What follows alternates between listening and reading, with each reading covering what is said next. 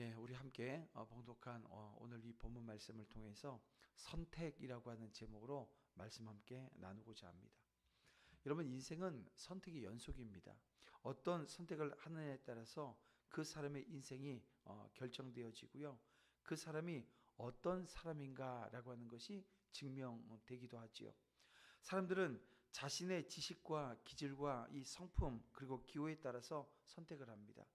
그렇다면 하나님은 무엇을 기준으로 선택하실까요? 그리고 당신의 자녀들이 어떤 선택을 하기를 바라시는지 오늘 우리가 이 아침 말씀을 통해서 헤아리는 은혜가 있기를 주님의 이름으로 축원함을 드립니다. 자, 예레미야는 시대의 뜰에 감금되어 있었습니다. 그러다가 이 바벨론 침공으로 유다와 또 예루살렘이 이제 멸망하고 말지요. 바벨론의 군대들은 예루살렘의 고위층 지도자들과 부유층을 선별해서 이 바벨론으로 끌고 갑니다. 예레미야도 이 영적 지도자였기에 바벨론으로 끌려갑니다. 바벨론으로 가는 중 바벨론 그 사령관 느부사라단이 라마에서 이제 예레미야를 풀어주게 되어지는데요. 이때 여호와의 말씀이 예레미야에게 임합니다. 자, 사령관 느부사라단은 예레미야에게 그 예루살렘이 멸망한 이유를 설명을 해요. 분명 이 느부사라단 군사령관입니다. 그래서 이 군사적 관점에서 그리고 이 힘의 관점이 거죠. 어떻게 그 예루살렘이 멸망하게 되었는지 분석할 만한 인물이죠. 바벨론의 군사력과 유다의 군사력을 비교하고 이 바벨론의 전략, 전술이 얼마나 탁월했는지 또 예루살렘의 방비력이 얼마나 허술하고 얼마나 모자랐는지 이런 것들을 파악을 해서 이야기할 만한데요. 근데 여러분, 오늘 본문 우리가 읽었지만 놀랍게도 이 사령관은 예루살렘의 재난이 임한 것이 이유가 뭐래요? 유다의 범죄 때문이라는 겁니다. 그리고 하나님의 명령에 순종하지 않았기 때문이라고 말하고 있어요. 아니, 이방의 사령관이 예루살렘이 멸망하게 되어진 그 이유에 대해서 정확히 알고 있는 겁니다. 유다 백성은 그 예레미야를 통해서 예루살렘의 멸망을 경고받았어요. 여러분, 작지 않은 시간 동안 예레미야가 선포한 말씀은요, 분명했습니다. 정확했습니다. 그럼에도 불구하고 죄를 뉘우치지 않아서 이 예루살렘이 멸망하고 맙니다. 이방의 사령관은 이런 상황을 유심히 보고 있었던 겁니다. 여러분, 하나님은 당신이 쓰고자 하는 사람을 주권적으로 선택하십니다. 당신의 백성이 죄를 깨닫고 그 죄에서 돌이키게 하기 위해서라면 하나님은 이 불신자를 들어 사용하시는 분이기도 하세요. 끝까지 자기 백성을 포기하지 않으시고 바른 길로 이끄시는 분이 우리 하나님이십니다. 그래서 우리가 하나님이 어떤 분인가 정확히 아셔야 돼요. 여러분, 사령관 느부사라단은 예레미야에게 이제 두 가지 선택을 하게끔 합니다. 선택지를 두는 거예요. 하나는 자신과 함께 이 바벨론에 가서 호의호식하며 편하게 지내는 것이고요. 다른 하나는 패망한 유다로 돌아가서 남은 백성들과 사는 것입니다. 자, 예레미야가 뭘 선택하죠? 후자를 선택합니다. 사령관으로부터 오늘 본문에 보니까 양식을 받고 선물을 받아 그가 미스바로 가게 되어집니다. 자, 그러면 이 예레미야가 왜 이런 선택을 했을까요? 바빌론에 가서 호의호식 할 수도 있는데 왜 지금 남아서 이 미스바로 가고 그 지금 남겨진 자들과 함께 사는 것을 선택하게 되었을까요? 이 선택에는 적어도 두 가지 이유가 있습니다. 그 첫 번째는 하나님의 사명을 받은 자는 넓은 길이 아니라 좁은 길을 가는 것입니다. 예레미야는 예루살렘이 멸망하기 전 이 바빌론에 여러분 복종하라고 선포했었어요. 그러나 백성은 듣지 않고 결국 이 예루살렘이 멸망하고 말았거든요. 사명자는 한 가지 사명이 끝나도 죽을 때까지 사명을 이뤄야 되는 거예요. 그 일은 불편하고 힘들고 고된 일이지만 여러분, 그 길이 생명의 길이잖아요. 그 지금 이 사명자로서 사명받은 그 사명지에 끝까지 나와서 그 사명을 감당하고자 했던 겁니다. 두 번째, 이 연약한 자, 실수한 자, 죄인들과 함께하기 위해서입니다. 여러분 지금 유다에 남아있는 사람들은요, 어떤 사람들입니까? 가난한 이들입니다. 없는 이들이에요. 그리고 힘이 없는 이들이었고, 가장 중요한 건 뭐냐면 하나님의 말씀에 복종하지 않았던 죄인들이었습니다. 예레미야는 그런 자들과 함께 하기 위해서 유다를 선택하게 된 것입니다. 자, 그러면 여러분, 이런 그의 자세는 그가 참으로 하나님께서 기뻐하시는 영적인 지도자라고 하는 것을 오늘 우리에게 깨닫게 합니다. 그리고 그의 이 같은 자세는 성경에 제시된 많은 영적 지도자들에게서 이 공통적으로 찾아볼 수 있는 면모라는 거죠. 성경이 말하는 진정한 영적 지도자들은요, 그랬습니다. 백성들과 자기 자신의 운명을 항상 동일시해요. 그리고 백성들이 고통당할 때 그들의 형편을 결코 외면하지 않더라는 것입니다. 도리어 자신은 평안과 이 번영을 누릴 수 있음에도 그 자리를 박차고 나아가서 연약한 자들, 고통받는 백성들 가운데서 그들의 어려움을 분담하기를 자처하였던 것입니다.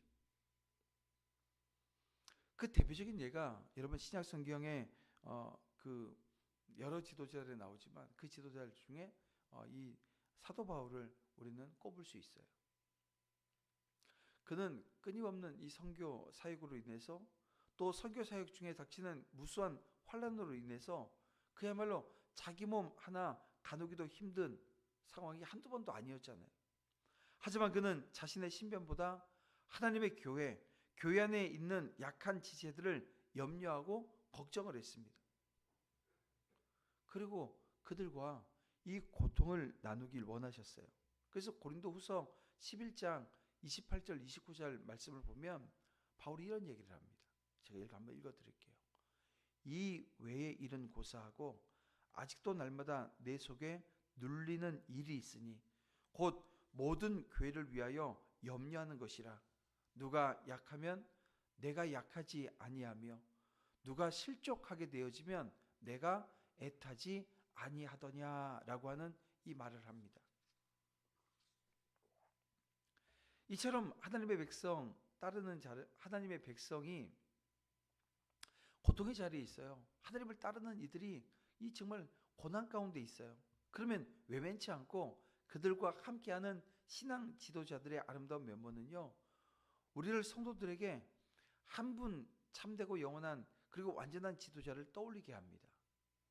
그분은 바로 무수한 범죄로 이 죽음의 위기에 처한 인류를 버려두지 않으시고 하늘 영광 버리시고 이 땅에 내려오셔서 낮은 자리에서 사람들을 섬기고 또 그들의 고통과 그들의 질고를 체휼하지 않으십니다.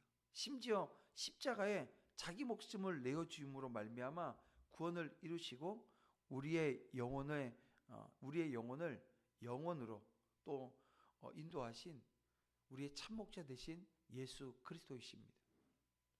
여러분, 오늘 우리가 사는 삶의 자리를 한번 보세요. 우리 삶의 주변을 한번 돌아보자는 얘기예요.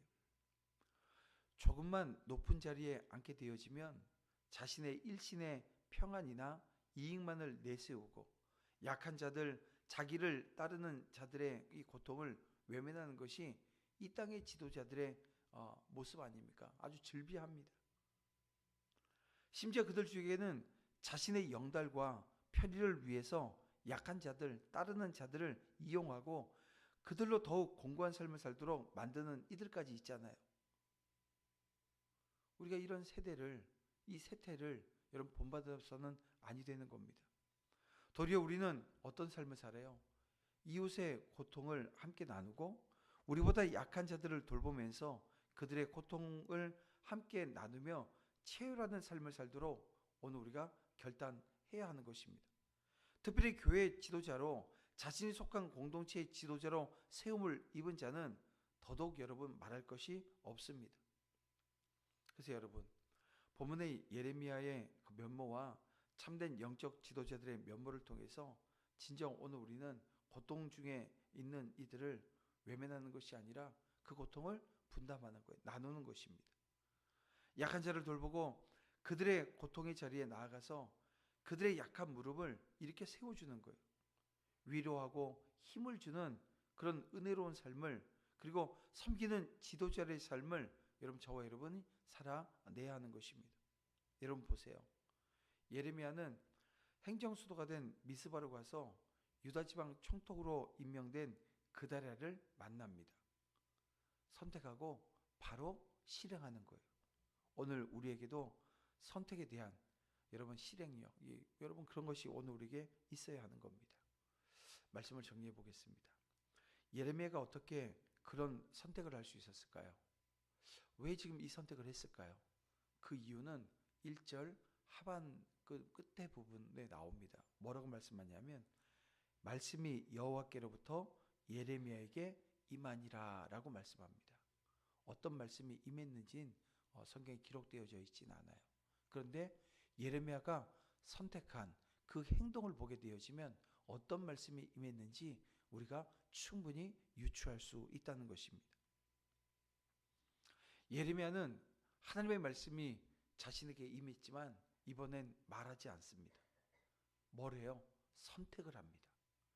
말씀이 옳은 선택을 하게 한 것입니다. 말씀이 임하면 되는 거예요. 하나님의 말씀이 우리로 하여금 옳은 선택, 생명의 선택을 하게 합니다. 여러분, 오늘 이 아침에도 하나님의 말씀이 여러분들의 심령을, 그리고 내가 살아가는 삶의 자리에 내가 선택해야 될 것들을 잘 선택할 수 있도록 인도해 주시고 붙들어 주시는 은혜가 있기를 원합니다. 하루에 3분만이 아니라 여러분, 내 인생에 많은 선택지들이 있지만 그것이 죽고 사는 문제가 아니라 할지라도 오늘 우리 믿음의 사람들은 언제나 하나님의 뜻 가운데 바른 것을 선택할 수 있는 은혜가 있기를 원합니다. 그 은혜의 자리에서 오늘 하루도 승리하시기를 주님의 이름으로 축복합니다. 네, 이렇게 주신 하나님의 말씀 붙들고 이 아침에도 우리 함께 기도하길 원해요. 기도할 때 이렇게 기도합니다. 하나님, 어떤 상황 속에서도 뒤로 물러가지 않고 담대하게 순종할 수 있는 믿음을 선택하게 하시고 함께 하시는 하나님의 은혜를 사모하며 경험함으로 충성을 다하는 일꾼 되게 하여 주시옵소서. 우리 다 같이 주여 한번 부르면서 간절한 마음으로 함께 기도하며 또 오늘 개인적인 기도 제목들을 가지고 나온 줄 압니다. 함께 기도하면서 오늘 말씀해 주시는 은혜를 우리 심령에 잘 담아낼 수 있길 원합니다. 우리 함께 기도합니다. 주여 아버지 하나님 함께하여 주시옵소서.